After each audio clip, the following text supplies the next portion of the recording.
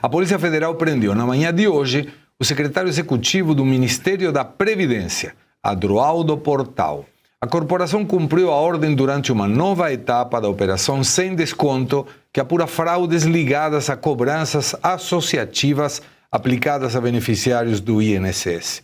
De acordo com a CNN, a Justiça determinou o afastamento de Portal da função. A decisão também impôs o cumprimento de prisão domiciliar, segundo informações, todas elas apuradas por investigadores que acompanham o caso. Adroaldo já recebeu Antônio Carlos Camilo Antunes, o careca do INSS, em reunião secreta na pasta. Além disso, foi a um camarote do lobista para assistir um show de Red Hot Chili Peppers em Brasília. Mas para falar sobre isso e muito mais, uma pessoa muito ativa na Comissão Parlamentar de Investigação Mista, CPMI, do INSS, lhe damos a bem-vinda para Carlos Jordi, deputado federal do PL do Rio de Janeiro. Carlos, um privilégio ter você. Acompanhei teus vídeos e por isso te escrevi dizendo nos ajuda a entender a situação neste momento. A fala é tua e obrigado de novo. Eu que agradeço, Segré, é sempre um prazer poder estar com vocês. Cumprimento toda a bancada e toda a audiência da Revista Oeste, que é extraordinária. E realmente, Segré, eu hoje postei um vídeo em que foi durante a oitiva do ex-ministro da Previdência, o Carlos Lupe, presidente do PDT, em que eu questionava o Carlos Lupe, né? Porque em todas as vezes que nós convocamos alguma das autoridades do Ministério e também do INSS, todos lavam as mãos e todos ficam num jogo de empurra, dizendo que não é responsabilidade deles. E o Lupe, ele disse que ele não tinha responsabilidade, que ele não tinha conhecimento da fraude, ele tentou responsabilizar a CGU, tentou empurrar para outro. E em dado momento eu o questionei. Ele falava muito que quando ele teve indícios, quando chegaram informações de que poderiam estar acontecendo irregularidades, que eles montaram um grupo de trabalho. E ele falava que ele não tinha conhecimento sobre a fraude. Só que o grupo de trabalho era formado por diversas autoridades de órgãos distintos. Tinha gente do DPU, da Defensoria Pública da União, da CGU, Controladoria Geral da União, e também tinha pessoas ligadas ao INSS e do ministério dele. E aí, uma das pessoas que eram do ministério dele, a pessoa que participou ativamente nesse grupo de trabalho e que era do ministério dele, que era o secretário do regime especial da Previdência Social à época, era o Adroaldo Portal, que após as mudanças que ocorreram com a saída do Lupe, ele se tornou o número 2 da pasta, ele se tornou o secretário executivo.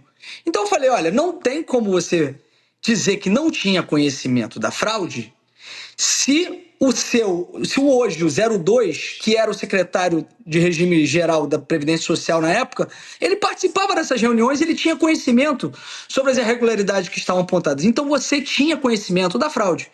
E não deu outra, né? Hoje nós vimos aí a prisão do secretário executivo. Muitas dessas prisões e buscas e apreensões, vocês podem ter plena certeza que só estão acontecendo porque a CPMI está realmente dando o holofote, colocando atenção e fazendo com que a PF possa se movimentar nesse sentido. Porque se não fosse, pode ter certeza que estaria muito mais blindagem do que ocorre hoje já na CPMI, com o governo fazendo toda essa proteção dos companheiros. Agora, a nossa audiência é muito criativa. Falou se o nome dele era Adroaldo ou Ladroaldo. Ladroaldo, né? Muito criativa. Muito obrigado aí pela participação. Mas, Carlos, na mesma operação, a Polícia Federal também prendeu o Romeu Carvalho Antunes, filho do Antônio Carlos Camilo Antunes, conhecido como careca do INSS. Seria o carequinha do INSS, o filho. De acordo com a Polícia Federal, o grupo criminoso era organizado em núcleos, cada um com funções específicas. Coletavam dados, inseriam informações falsas em sistemas oficiais e ocultavam o dinheiro obtido de forma ilícita. Você sente, pelo que estava participando tão ativamente na CPMI, que o fato de ter o filho preso pode fazer que o careca do INSS tenha mais vontade de falar o que aconteceu, negociando eventualmente a saída do seu filho da prisão?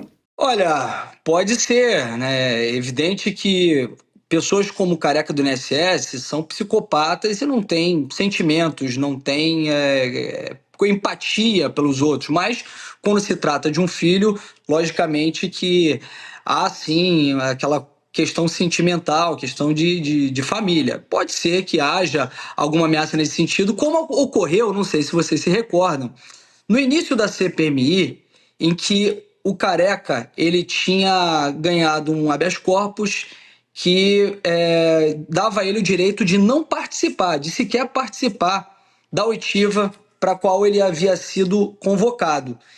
E logo em seguida ele disse que estava disposto a ir. Ele estava disposto a ir à CPMI para falar o que sabia. E houve uma certa blindagem em torno dele, porque é evidente que ele fez o papel dele, o dever de casa, de passar um recado para outras pessoas de que se caísse a casa dele, ele ia cair atirando, ele ia denunciar outras pessoas. Logo após, ele também ele foi obrigado a comparecer à CPMI, mudaram o habeas corpus, ele foi obrigado a ir, mas sem o compromisso de prestar esclarecimentos, sem falar coisas que pudessem comprometê-lo. Mas agora, num caso como esse, em que envolve seu filho, pode ser assim que haja assim um novo recado a partir disso para que ele possa ser protegido. Agora, ainda sobre essa operação sem desconto, o vice-líder do governo de Lula no Senado, o senador Weverton Rocha, também foi um dos alvos dessa fase. Inclusive, segundo fontes da Polícia Federal, o Weverton é alvo de um mandato de busca e apreensão. Ao todo, são 52 mandatos de busca e apreensão, 16 mandatos de prisão preventiva e outras medidas cautelares. Isso leva toda a investigação para o STF. Você tem alguma dúvida em que essa tramitação no STF possa servir para blindar mais gente?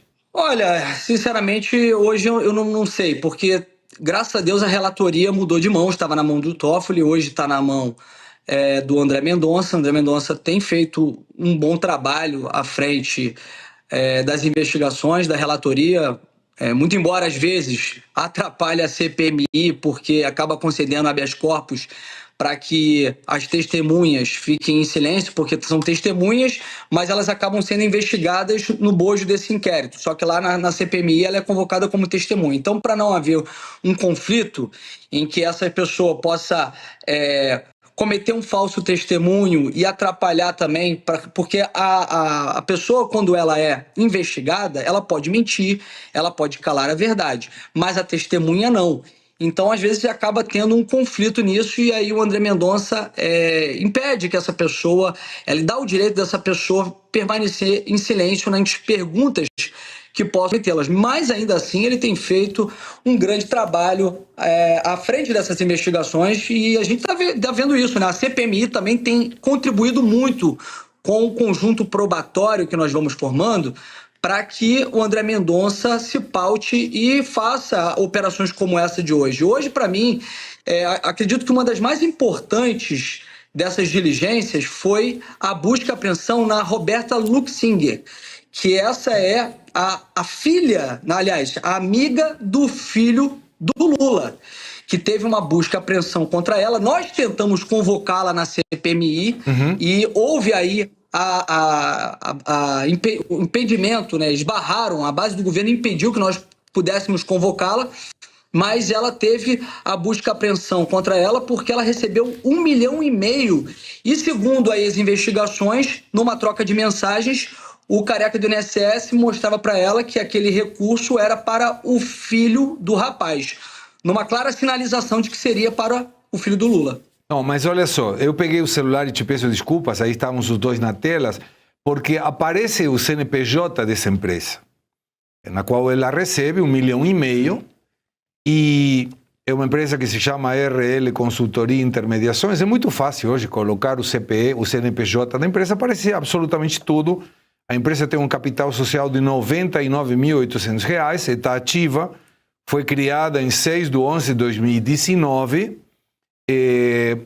está como sociedade anônima fechada, não optou pelo MEI, não optou pelo Simples, está localizada aqui no bairro de Higienópolis, em São Paulo, na rua Maranhão.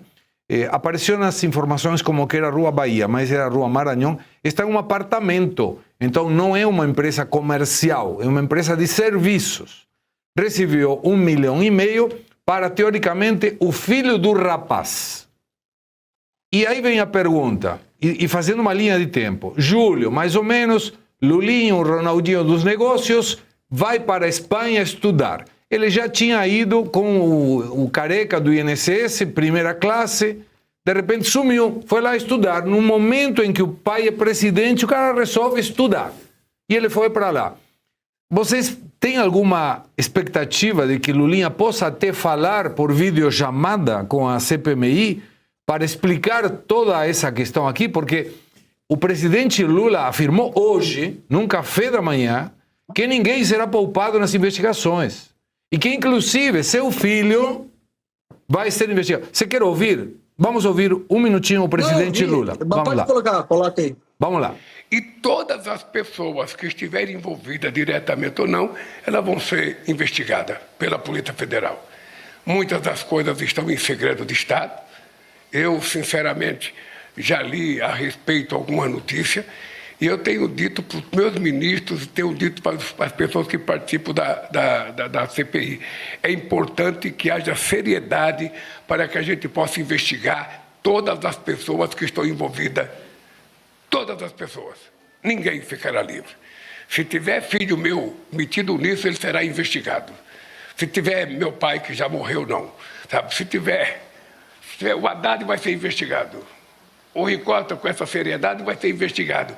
Porque é o seguinte, cara, sabe, não é possível você admitir, num país em que milhões de aposentados ganham um salário mínimo, você ter alguém tentando se expropriar o dinheiro do aposentado.